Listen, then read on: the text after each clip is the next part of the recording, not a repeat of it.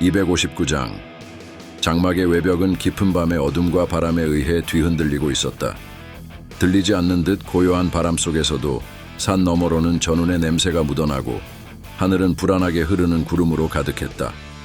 장막 안에서는 무왕의 그림자가 기울어진 등불의 불빛과 함께 커다랗게 드리워져 있었다. 무왕은 지도의 윤곽을 손으로 더듬었다.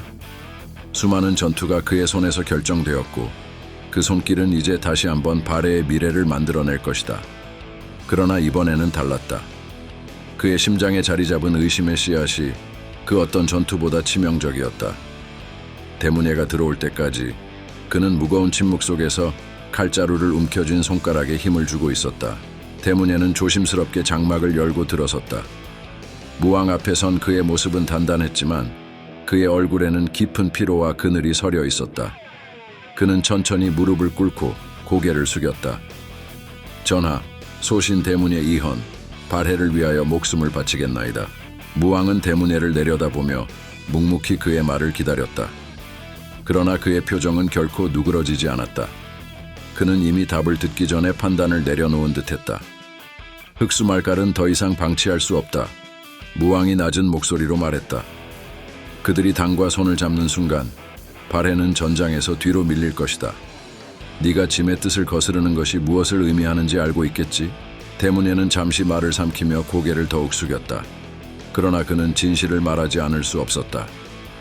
전하, 흑수말갈과 당이 손을 잡는 것을 막는 방법은 전쟁뿐만이 아닙니다. 외교와 교역을 통해 그들을 우리의 영향권 아래 두는 것이 더 현명한 길이옵니다. 전쟁은 우리 병력을 약화시키고 당에게 오히려 우리를 공격할 기회를 줄 뿐입니다. 무왕은 갑작스럽게 자리에서 일어나 손에 들고 있던 칼을 뽑아들었다. 날카로운 금속의 울림이 장막 안을 가득 채웠다. 그의 눈에는 분노가 깃들어 있었고 목소리는 그 누구도 거설 수 없는 왕의 권위를 내포하고 있었다. 내가 이 순간에도 흑수말갈을 옹호하는 말을 하다니 너의 충성이 어디로 향해 있는지 짐에게 보여주는 것이냐. 대문예는 다시 고개를 들었고 그의 눈빛은 흔들리지 않았다. 그의 목소리는 여전히 낮고 조용했지만 그 안에는 굳건한 결의가 담겨 있었다. 전하, 저의 충성은 발해와 왕을 위함입니다. 이 전쟁이 발해를 위험에 빠뜨릴 수 있다는 것을 알고 있기에 소신은 진심으로 말씀드리는 것입니다. 저의 말이 신뢰를 잃게 했다면 이 몸으로 대가를 치르겠나이다. 무왕은 한순간 그의 말을 곱씹었지만 그의 내면의 분노와 의심은 이미 판단을 내린 뒤였다. 너의 충성은 이미 짐에게서 떠난 지 오래다. 내 말은 늦었다. 무왕은 곧바로 병사들을 불러 대문예를 끌어내라고 명령했다. 대문예는 자리에서 일어나면서도 무왕을 끝까지 바라보았다. 그의 눈에는 후회도 두려움도 없었다. 그는 오직 발해를 위한 자신의 선택이 옳았음을 믿었다. 장막 밖으로 끌려나가는 동안 밤하늘에 깔린 뿌연 구름 사이로 몇 마리의 까마귀가 날아올랐다. 그의 마지막 모습이 장막의 어둠 속에 사라질 때 무왕의 검은 여전히 그의 손에서 미세하게 떨리고 있었다. 260장. 대문예는 마지막으로 발해의 하늘을 올려다보았다. 어둠이 점점 깊어가며 삼봉 우리는 검은 실루엣으로 하늘을 가르고 있었다. 발해를 떠나야 한다는 현실이 그의 마음을 짓눌렀지만 그는 고개를 떨구지 않았다. 산등성을 따라 길게 늘어진 그의 무리는 침묵 속에서 움직였다. 마치 그들의 행보 하나하나가 역사의 무게를 지고 있는 듯했다. 앞으로 나아가라.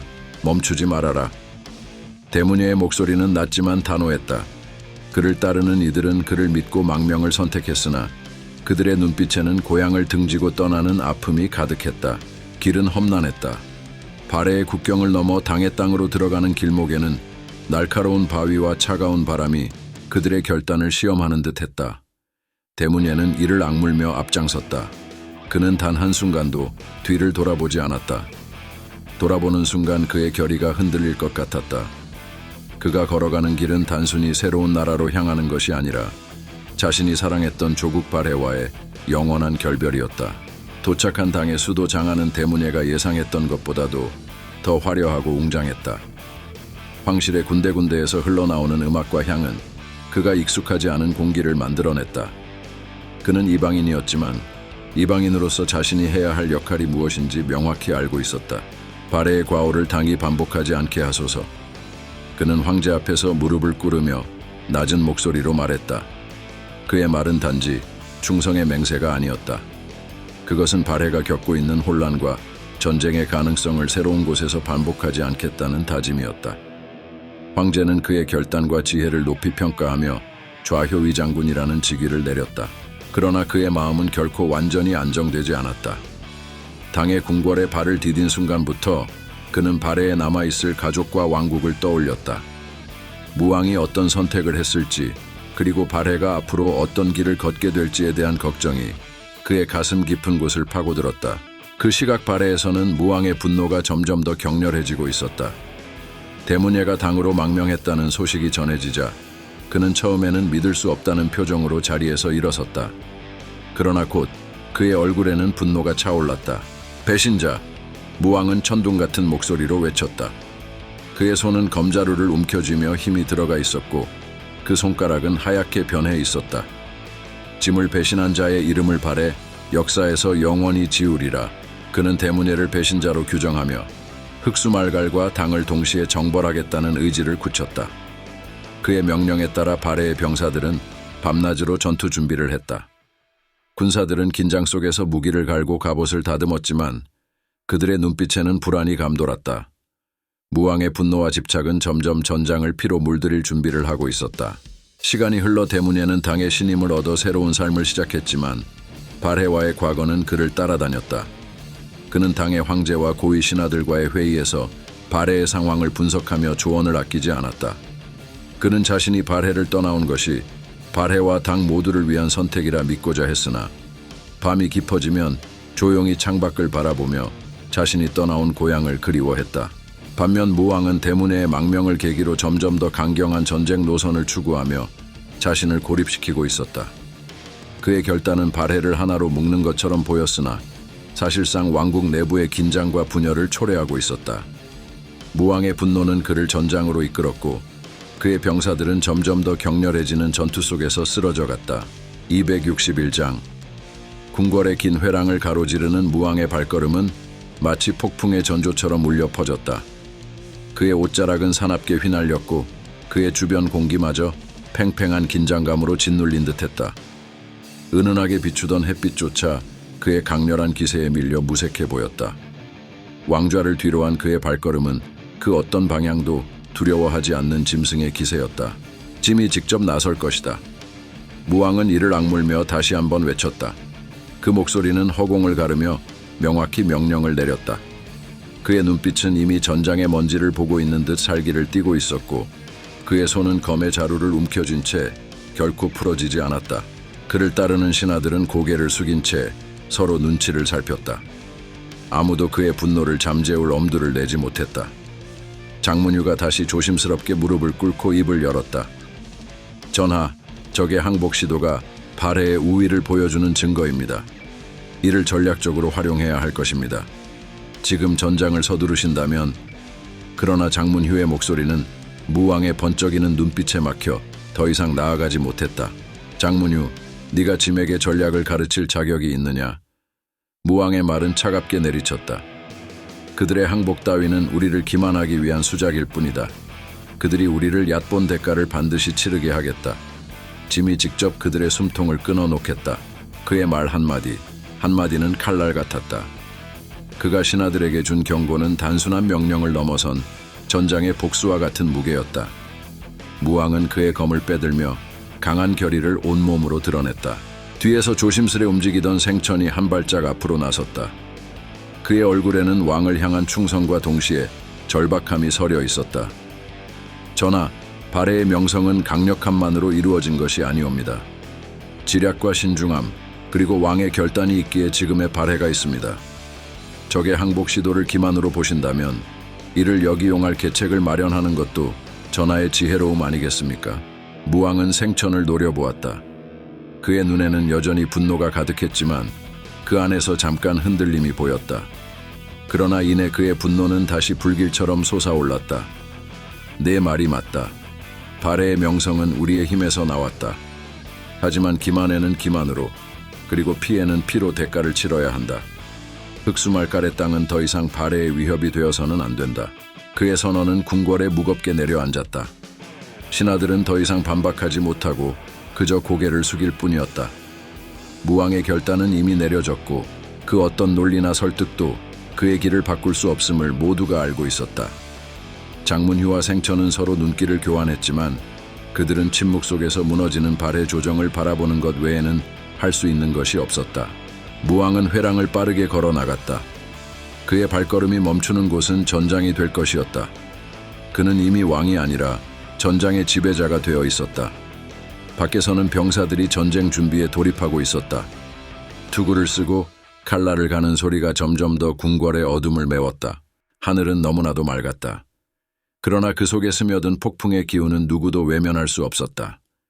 무왕의 분노는 이제 발해의 역사를 새롭게 쓸 날카로운 검날로 변하고 있었다. 262장. 무왕은 홀로 창문 앞에 서서 천천히 눈을 감았다. 그의 귓께는 멀리서 불어오는 바람 소리가 낮게 울렸다. 창문 너머로 펼쳐진 어둠은 무겁고도 깊었다. 달빛은 구름에 가려 어둠 속으로 숨어버렸지만 그 속에서도 무왕의 결단은 빛처럼 선명했다. 지도 위를 훑던 그의 손은 흑수말갈의 영토에서 멈추었다. 거대한 영토와 그들의 위협은 발해에 있어 현실적이고도 치명적이었다. 무왕은 손끝으로 영토의 경계를 더듬으며 나지막이 중얼거렸다.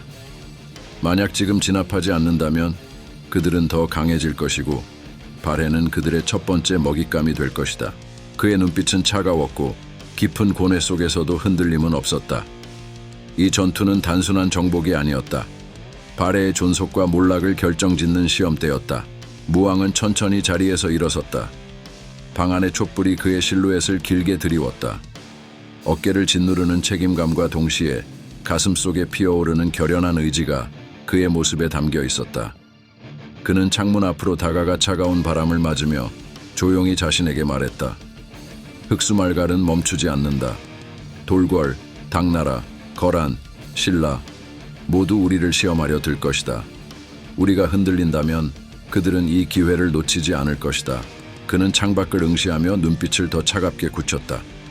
이 순간 그는 단순히 발해의 왕이 아니라 전사의 본능으로 돌아가고 있었다. 그의 손은 검집으로 향했다. 칼자루를 쥔 그의 소나기는 강하게 힘을 주고 있었고 그의 심장은 점점 빨라지고 있었다.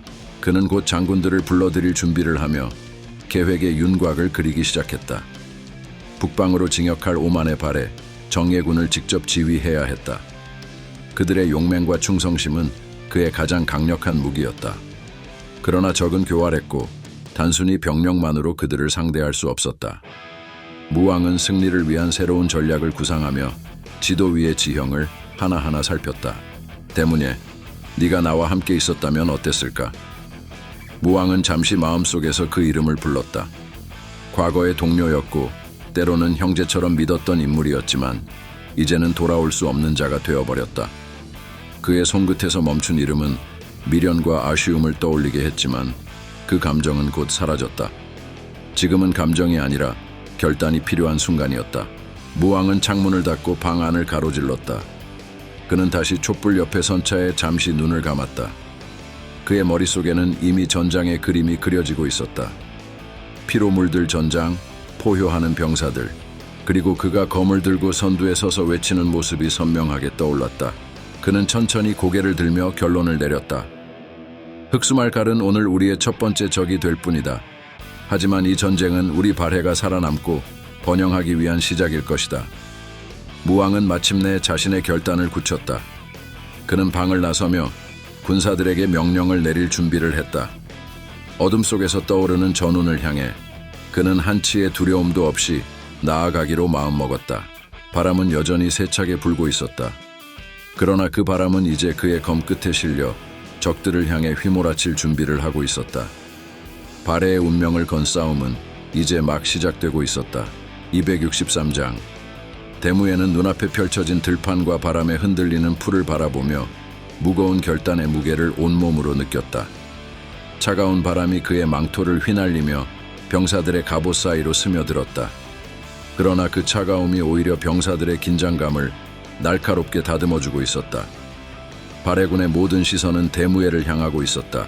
멀리서 말발굽 소리가 점점 더 가까워지며 들려왔다. 대무의 옆에서 생천이 말을 타고 다가왔다. 전하, 데일하가 병사들을 이끌고 곧 도착합니다. 준비가 완벽합니다. 대무에는 말 위에서 눈을 감고 짧게 숨을 고른 뒤 고개를 끄덕였다. 좋다. 이제 흑수말갈의 오만함을 무너뜨릴 때다. 그의 목소리는 흔들리지 않는 결의로 가득 차 있었다. 말발굽 소리는 점점 더 가까워지더니 마침내 데이라와 그의 병사들이 먼지 속에서 모습을 드러냈다. 데이라는 말에서 내려와 깊이 절을 했다. 전하, 적들은 우리가 이 들판에 고립되었다고 믿고 있습니다. 그러나 우리는 그들을 포위할 수 있습니다. 준비된 병력으로 그들을 유인하고 매복지로 끌어들일 것입니다. 대무에는 지도 위에 손가락을 대며 매복지와 적의 예상 경로를 차례로 짚었다. 적의 포위망은 거대하지만 완벽하지는 않다. 그들의 가장 약한 지점은 이곳이다. 그는 바람에 흩날리는 지도를 지그시 눌렀다. 우리가 후퇴하는 척하면 그들은 자신감을 얻어 무리를 지어 추격할 것이다. 그 순간 매복한 병력으로 공격하여 적의 허리를 끊는다. 대무예의 계획은 단순했지만 전장의 흐름을 꿰뚫는 예리함이 담겨 있었다. 데이라는 잠시 고민했지만 곧 결연한 목소리로 대답했다. 명령대로 하겠습니다. 반드시 적을 함정으로 끌어들이겠습니다. 대무예는 병사들 앞으로 걸어가 말을 꺼냈다. 발해의 전사들이여, 오늘 우리는 적에게 우리의 용맹을 보여줄 것이다. 적들은 우리가 도망칠 것이라 믿겠지만 그들은 우리의 함정에 빠질 것이다.